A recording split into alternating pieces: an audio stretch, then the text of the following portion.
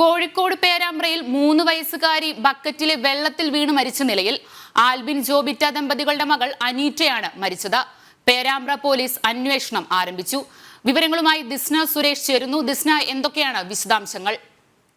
അഞ്ജന, ഇന്ന് ഉച്ചയ്ക്ക് 2:30 ഇത്തരത്തിലൊരു ദാരുണാന്ത്യം സംഭവിച്ചത്.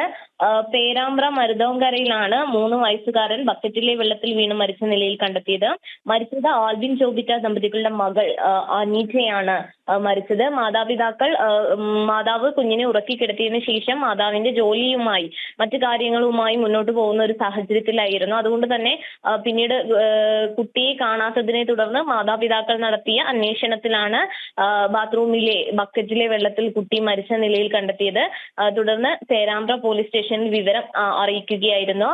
പോലീസ് തുടർ നടപടികൾ ആരംഭിച്ചു കഴിഞ്ഞു. അഞ്ജന, വിശദാംശങ്ങൾ നൽകുകയായിരുന്നു ദിസ്ന സുരേഷ്.